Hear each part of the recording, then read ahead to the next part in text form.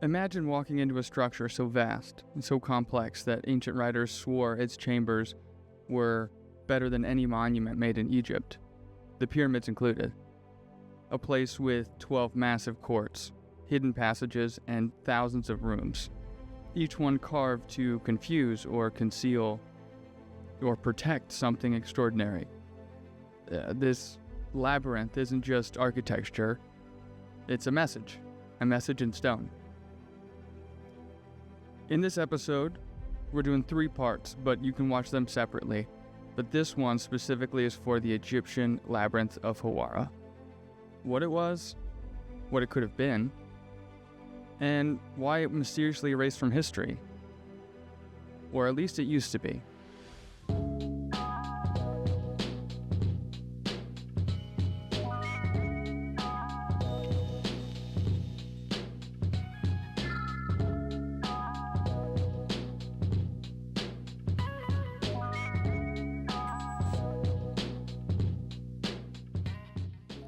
What's up, guys? Welcome to Chasing the Past. This one, I had to break it down.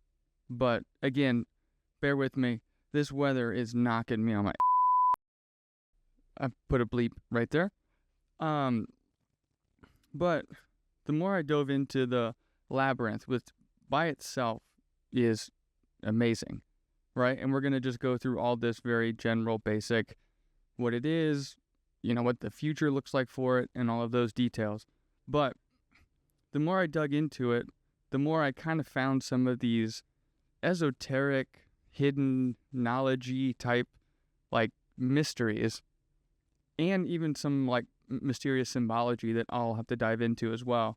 One of those including the giant 40-meter Shen, potentially, or Omega symbol, which is a fun connection that I'm trying to make here with some Greek idea and concepts and Egyptians, and see if where does the line keep moving through, right?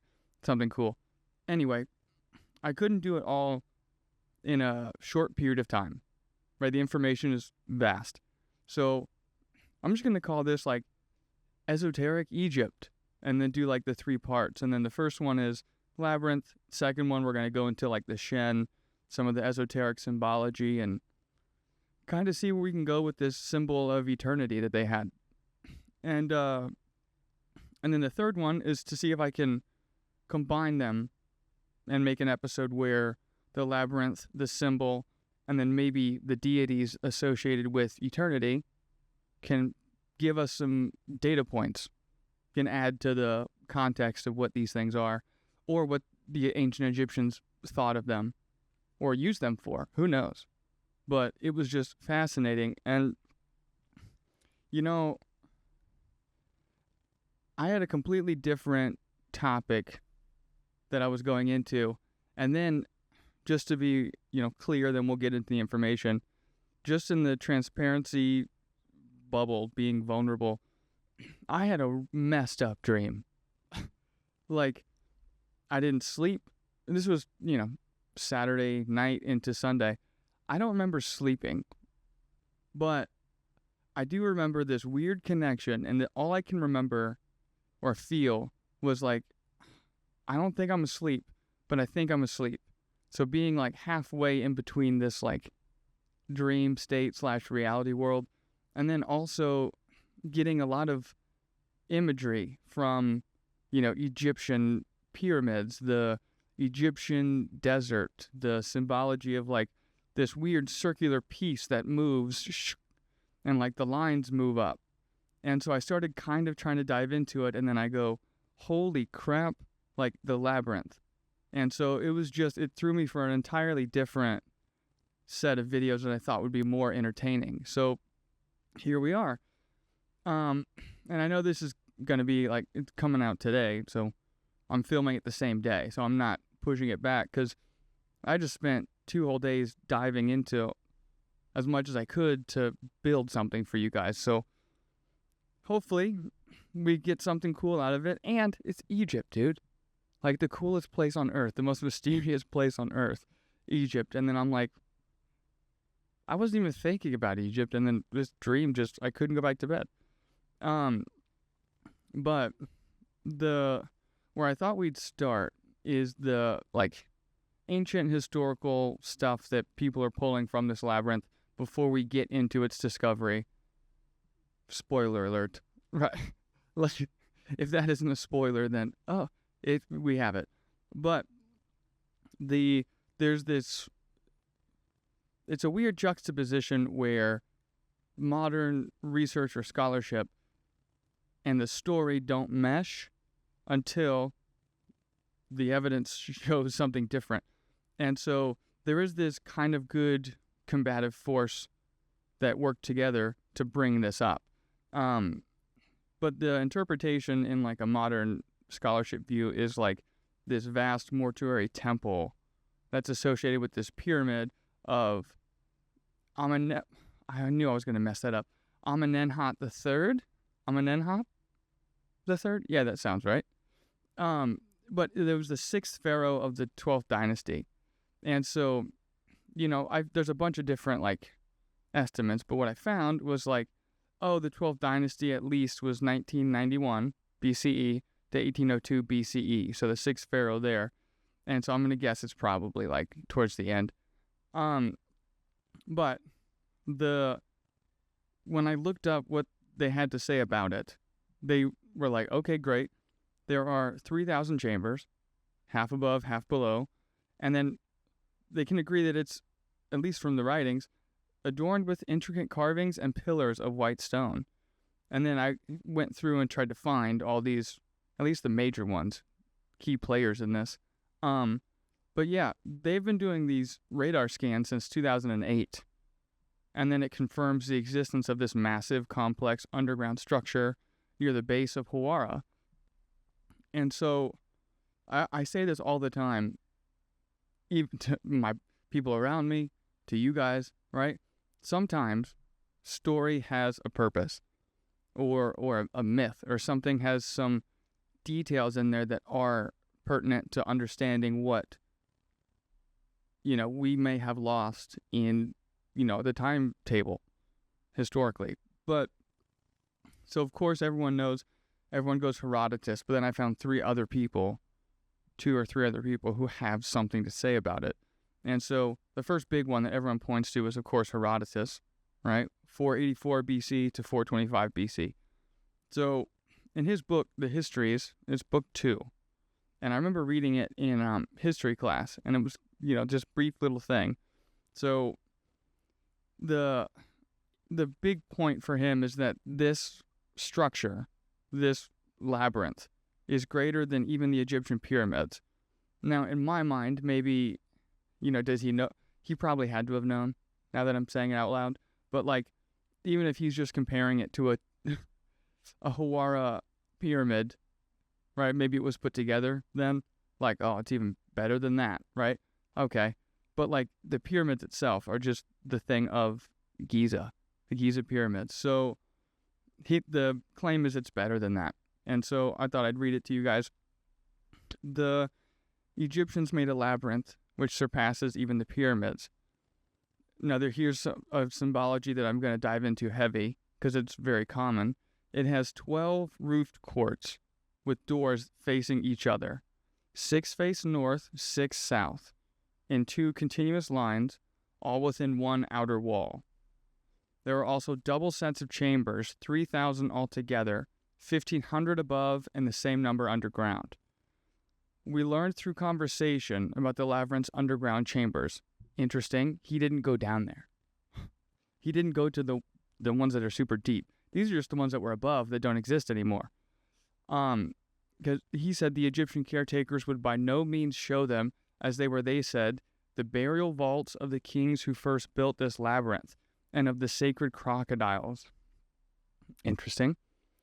I found a cool piece of that too, where you can see some of the crocodiles on the old temple pillars.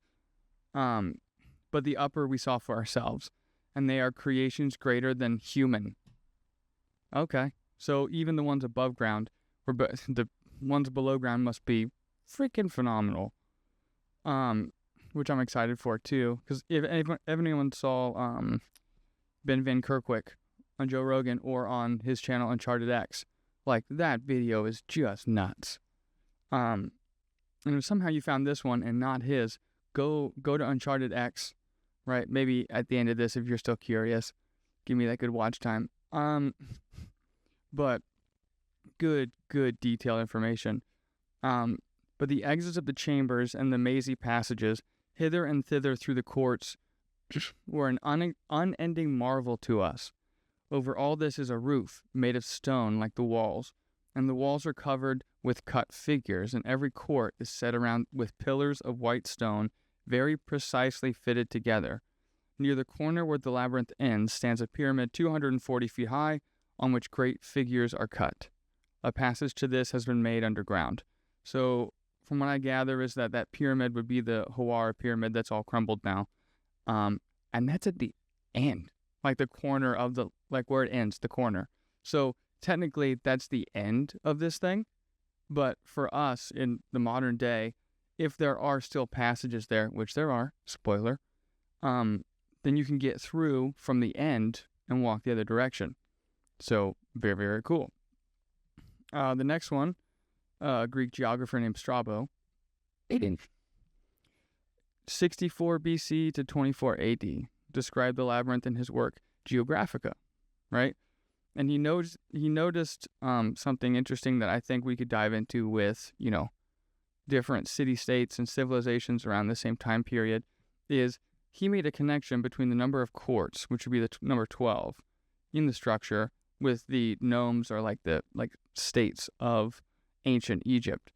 But we have near Lake Moeris also the labyrinth, a work equal to the pyramids, and adjoined to it the tomb of the king who constructed the labyrinth. This structure is a large palace composed of as many palaces as there were formerly nomes. At the end of this building is the tomb, which is the quadrangular... You might mess that up too. Quadrangular pyramid. The name of the person buried there is Amandes. This king built the labyrinth with this number of Ailue? I don't know that, sorry. Because it was the custom of all the nomes to assemble there, together according to their rank, with their own priests and priestesses for the purpose of performing sacrifices and making offerings to the gods, and for also administering justice in matters of great importance. Interesting. I need to make a note to me when I'm editing this again. I wonder if when it says their own priests and priestesses, they, like Sumer, each city-state has their own deity, right? I wonder if it's similar to this. So I wonder if there's 12. And then the burial chambers of the people who built it, right? Like gods walking among us. What if they're down there? Because that would be insane. That'd be huge. That's bigger than the Shen, maybe. We'll get into what that could be. And of course, Pliny the Elder, in his Naturalis Historia, writing, there is still in Egypt a labyrinth which was the first constructed 3,600 years ago, they say, by King Tythos, although according to Herodotus the entire work was the production of no less than 12 kings. 12 again, another 12, the last of whom was, I can't even say that, Psammetichus? Yeah. Nice. Hit it head on, Chase. As to the purpose for which it was built, many assert that it was a building consecrated to the sun, an opinion which mostly prevails. A thing that surpasses me is that the building is constructed of Parian marble, while throughout the other parts of it the columns are of Saenite, which is like kind of a granite. With such solidity in this huge mass constructed that the lapse of ages has been totally unable to destroy it. Secondly, as it has been by the people of Heraclopolis, or the people of Heraclopolitis, who have marvelously ravaged a work which they have always held in abhorrence. All right, so we're getting a little detail, right? Pliny the Elder, like I said, 24 AD to 79 AD. People are starting to kind of ravage it, take it down. So I'm guessing that's the upper part. I thought it'd be important to go, well, if this is the information, like what are we doing about it? What are we using it for? Is it still there? Is it ruined? Again, they've been doing scans since 2008. But I remember in 2010, 2011, I heard some like rumor. I was 14, so it was like, well, maybe. I was busy playing like Gears of War or something. But they noticed these anomalies in the ground penetrating radar that may identify walls and rooms and all these different mortuary temple complexes, I guess, if you want to count them. So those were then backed up by a different survey, and then those also came back with, yeah, we're in agreement. That could be something. And so the electrical resistive tomography, right, ERT, examined the Hawara complex and discovered possible evidence for subsurface archaeological remains where the labyrinth once stood. So that was 2024. And then in that same survey, they noted the water intrusion might be threatening the complex under the ground. And so to act immediately for, potential remedies to adjust the irrigation systems, right? That way, they adjusted this irrigation to allow for, they dammed off this, I forget exactly what it is. I didn't put it in the notes, and I feel dumb for not doing that. They built this dam to help farmers, divert water, but then also some of it went down to this area. And so in 24, they were like, I hope it's not going deep down underground to these anomalies and ruining something that we need to find or go explore. So in the next little section, we're going to go through some of the findings. And I'm going to put these 2 website links in here that have a ton of information, but I tried to pull the important parts and then give you kind of like a Spark Notes type, just a shorter version of what you need to know. Because that's enough for me to go, freaking yeah. So the scans revealed a large underground structure, potential remains of the labyrinth, the surrounding ancient settlement, and a central metallic object approximately 40 meters long beneath the surface, and that is shaped like that shen. So, back in it says when they were scanning these, the Hawara Labyrinth rooms, some of them are larger than supermarkets underneath Egypt.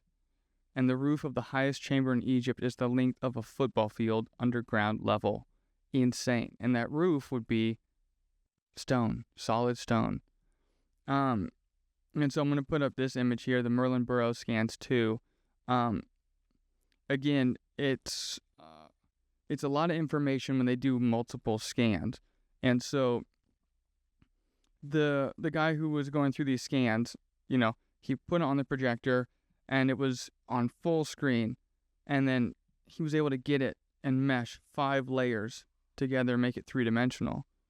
And so he said that this interpretation of the satellite scans, he didn't just throw it all together. He's like, I spent weeks on it trying to make sure it was perfect, but there's so much information in each image that your brain can't really absorb it all. He goes, so what you're seeing in these scans are 5 levels that are compressed into one. And so these colors that you see on here gives this false sense of 3-dimensional. And so what appears on top would be the deepest layer. And so it's kind of like flipped that way. But it gives you this cool image of holy crap. But they're just stacked on top of each other. So it'd be 5 if you include the surface above this mother rock, this roof. But the layers are separated by 20 to 50 meters and aligned quite strikingly with elements seen in Hawara Geoscan Survey 13. So he's just saying that they validate those. But the thing that I thought was 20 to 50 meters apart is deep. Holy crap, dude. And again, the concern here is that groundwater level, which is clearly visible in this entrance to the Pyramid of Hawara. And it's currently obstructing any underground exploration. And so the worry was, are we dealing with an entirely submerged structure? And his name's Tim, but I forget exactly how he comes into this other than being the expert at these scans. he says, oh, no, not at all. So that good news. Good news. It's just surface, right? Groundwater on the surface, right? It's very shallow. And so when they conducted these missions to confirm that the groundwater did not penetrate deeply, it says it didn't reach more than like 8 meters. And so it doesn't even go to the roof. So the roof of this thing is keeping the water at bay. And he says the roof is 18 meters down. Whoa. So thank goodness. But they're surrounding the pyramid is this mud brick kind of structure. And so he says it acts like a candle wick. So it's like drawing this moisture up, even above the level of the canal. And so it's like kind of keeping it right there. And so the entire deep understructure is free of water. And our scan data clearly shows it to be hollow. So it hasn't gone down to there, which is just amazing too, that the roof that is pure stone that had to have been built like above it is fine. It's keeping any water, anything from going down there. So it could be completely, so even though maybe at the surface level you have this water being an issue at the pyramid, it doesn't mean that when you get down in there, it'll be a problem. I assume the problem is when you open it up and then all that water then goes down. So it seems like step number 1 that they need to do is figure out how to move this water or fix the dammed off river and then start the exploration. Now, I don't know if anyone else here is familiar with any of the, what is it, Egyptian blah, blah, blah of antiquities, whatever that department is. And again, I've never met Zahi Hawass, but I've seen him on shows. And, some people have an opinion. I wouldn't go get lunch with him, if that's what you're asking. Leave that how you will. Anyway, the scans from the pyramid itself show 2 chambers beneath the monument. So 2 ways to get in there. One aligns with the discovery initially in 1888 by Flinders Petrie, right? And so that matches one, but the second one, it says still undiscovered, lies beyond what Petrie described as the blind passage. So somewhere that he, it's somewhere over here, but I can't see it because of the groundwater issue. But these corridors are cut into the limestone bedrock, and then it descends deep beneath the pyramid. And so Petrie followed it, but then it was terminated due to, financial issues and all these other, brouhaha that happened in, the 1880s. But at the time, he said that the tunnel led nowhere. But the impression shaped by the groundwater within the Hawara pyramid, the Bar Wabi Canal is what it is. They blocked off the canal. It's an artificial waterway that cuts directly across the archaeological site. And so that rising water table made further excavation increasingly unfeasible. Cool thing is, he documented that the tunnel ended in what appeared to be this solid wall, with no immediate evidence of chambers behind it. But, hindsight 2020 and the new data, it could be plausible that he didn't reach a definitive end, but a false terminus, a blocked transitional section that he just couldn't get past. And so, seems to be, potentially, deliberately sealed, and then also naturally blocked over by water. So it's okay, what does that mean? It means that the hypothesis would be that behind the water, get rid of the water, then behind this, obscured wall lies an entrance that you can go down deep into these tunnels. And that's, God, I love living right now. It's just a story. You don't have to go in there. It's hold on, let me just do some of these scans real quick. And, look at all that cool stuff. And I can't wait to show you these pictures. It's freaking amazing. Now, the connection to both of these means that the testimony of Herodotus, right, who spoke of the tunnels joining the pyramid, like into this labyrinth, but is now supported by this modern geophysical evidence. So like, oh, it's just a story. Not really. Like, yeah, I do understand that like historians of the ancient time period like to fabricate. They like to do some things. But I still think based on data points, we have to look at them, right? See what's true, what's false. Same with textual evidence, right? Because then we get this discovery like this. Now, so this is where it gets complicated, because then you have to work with the antiquities department in Egypt to figure out, one, if you're allowed to even go down there. There's 3 things in my mind you have to do. 1, you have to verify this blind passage now by the data. Okay, verify that. Probably going to take a long time. Lots of arguments. 2, then figure out what to do with the canal. Stop water from coming in, and then remove water, pump it out. And then 3, do an actual, get all the permits required to go into these underground, rooms potentially. But anyway, I don't want to get into the complexities of working with the Egyptian archaeological and antiquities department, but it's just insane to me that from these scans they also unveiled a network of monumental spaces that are 20 to 40 meters apart, with halls below solid bedrock that are 80 meters long by 50 meters wide, linked by giant corridors at depths of minus 40, minus 60, minus 80, even minus 100 meters and beyond, right? And he said it shattered my grasp of Hawara, the Egyptian civilization, and even humanity itself. And he goes, this 3D model that I'll put right here next to me, over here, my bad, the 3D model spun on Michael's laptop, this vision of a blurred area, and then the details from it with these scans. And man, it is just insane. Like, I can't believe it. And that was in 2015, this image. And, they got me curious, right? Do these tunnels, or they point anywhere? Is it just right here, or do they keep going? Well, one, to be truthful, we probably won't know. And by the time we find out, the hype of this will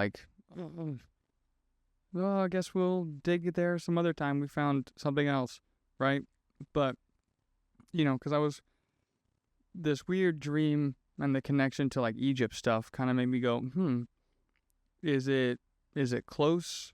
I'm not familiar with anything, I guess, relating to Egypt cities other than Giza, but where is it?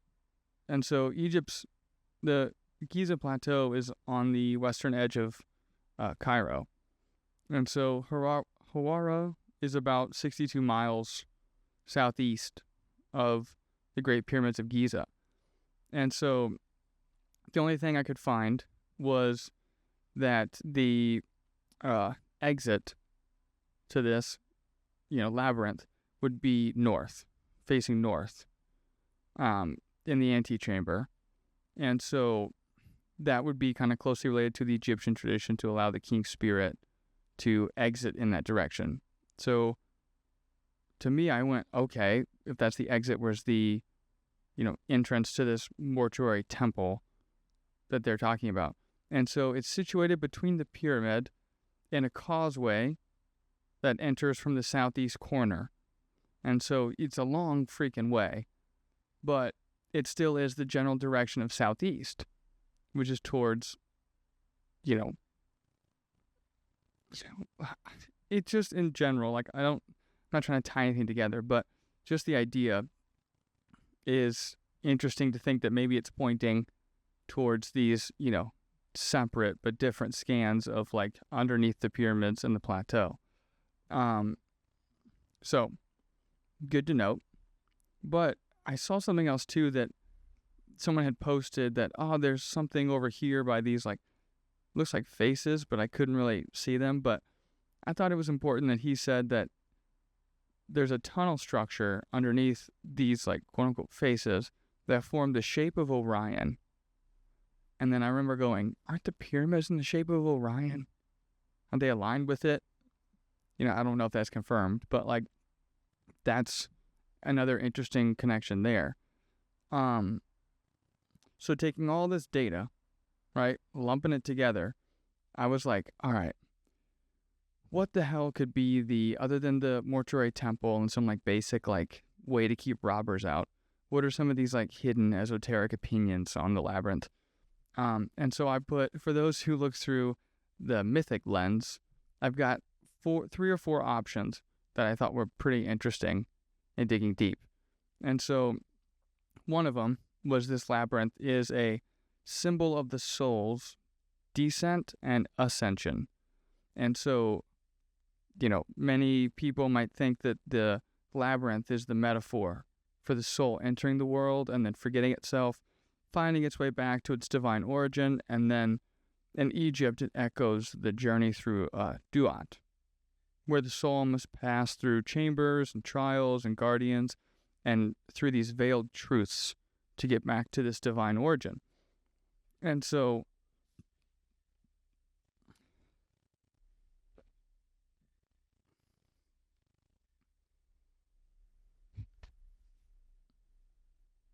which is interesting, to say the least, I suppose, because if you have this, echo, this journey that you walk through that they have, maybe it is. Maybe it's symbolic, but maybe it's this like physical model of like a spiritual path, which kind of reminds me of like, what some people think the like Taz Templar, Göbekli Tepe type ritual is too. It's like walking from one edge of the Milky Way to the other. And that's very common. If Graham Hancock and a bunch of these guys are talking about it, where that's a common tradition in the ancient world of like traveling the cosmos that you can see when you look up on certain periods of the, procession or, the solstices.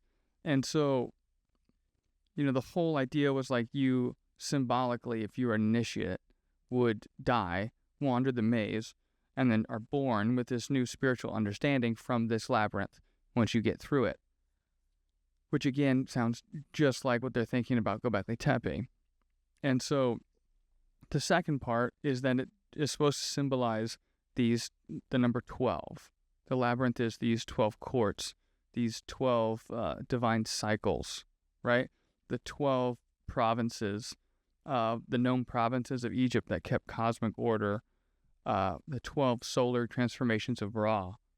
There are 12 divisions or levels of the underworld, right? Like, if it's symbolic, and that number 12, well, that's definitely going to be in part 2, but, like, that's interesting as well, right? The number 12 to the Egyptian wasn't arbitrary. And again, 12 is super common. 12 disciples, 12, city-states of Sumer, 12, kingdoms of Israel, tribes, whatever you call it. So even the 12 is this ritual, spiritual journey, which would be like the initiate's roadmap. And it would be mimicked down in stone on these, 12 passages of like the sun god, which again, sun god temple is an option of journeying through these underworld passages. And it's kind of like a rite of passage too. Especially if you were, let's say, a divine king or a pharaoh who was given divinity from the gods themselves. The third one, which gets kind of conflated with like this New Age Hall of Records type deal, but some say the labyrinth is this hidden archive or sacred knowledge area where once you go through some of these initial rites of passage to be an initiate, you get some of these sacred knowledges, right? And again, late antiquity esoteric groups, the Hall of Records type deal, they say there might be astrological tables down there, cosmological diagrams, records of like ritual practices, even maps of the heavens, which are important. But then with all this knowledge means, some of these are dangerous practices or dangerous knowledge that is only meant for initiates. So then it goes into, okay, was it blocked off on purpose?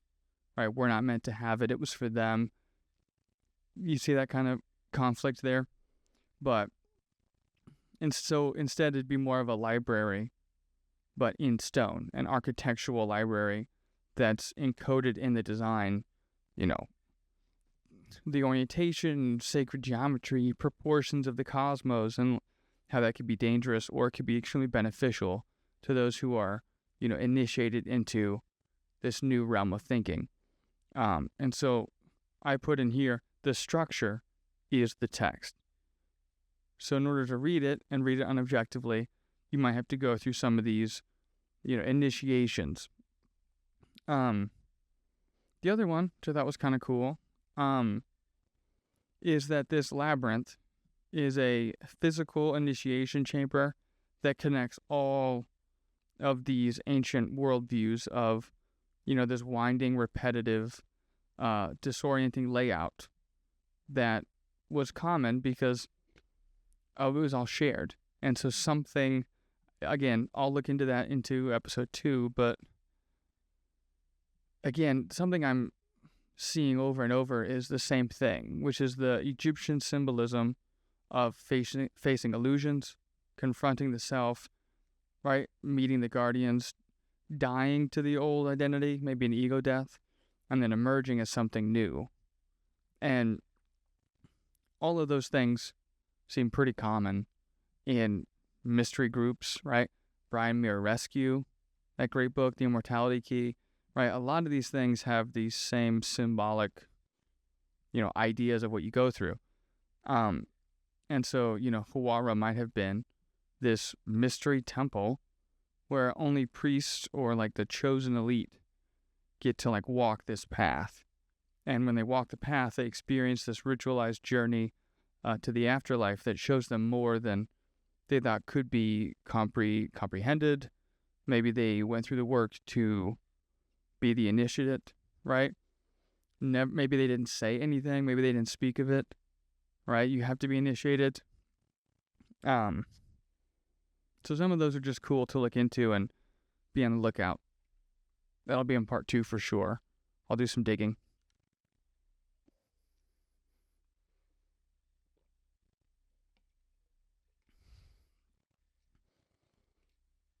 So that's all the basic rundown. Hopefully these images like hit you as much as they hit me, and make you curious too. Because when we look at the ruins of Hawara and these fractured stones, right?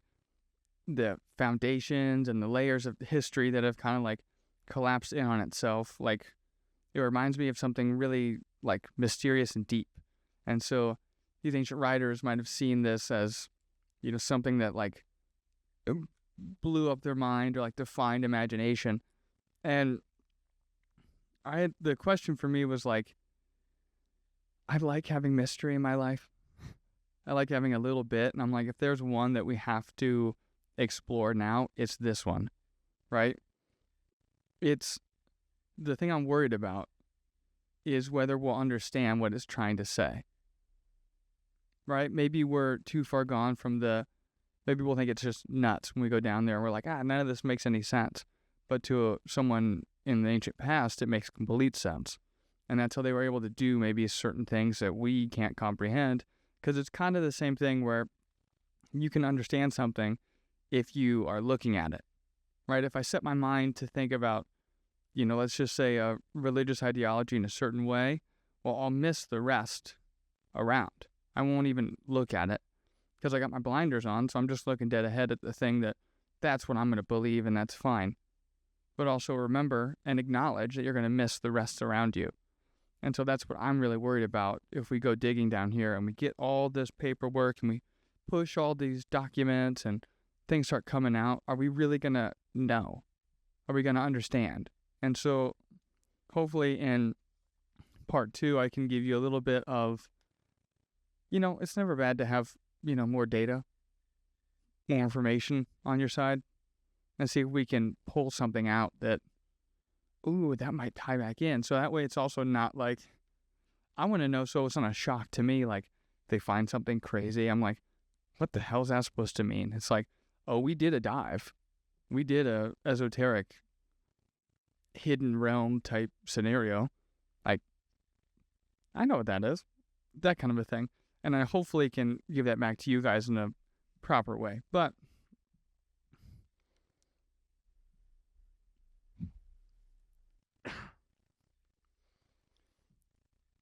at the end of the day, the Labyrinth of Hawara reminds us that just like every journey, whether it's through corridors in the labyrinth or through just understanding you as a person, your consciousness itself, what makes you you, understanding that fundamental fact leads us back to this same place. It's the mystery in the search of meaning.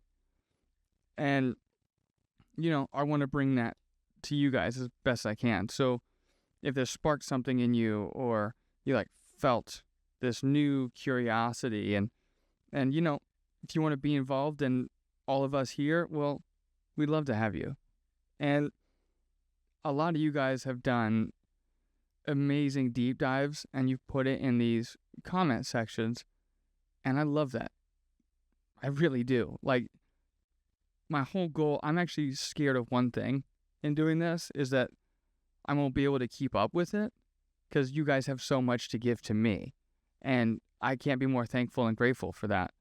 And so, until next time, we're going to do this next little bit, but I thought this was kind of cool. I just came up with it. Until next time, stay curious, stay open, and keep chasing the past. Yeah, that's pretty good. That's good. Felt right.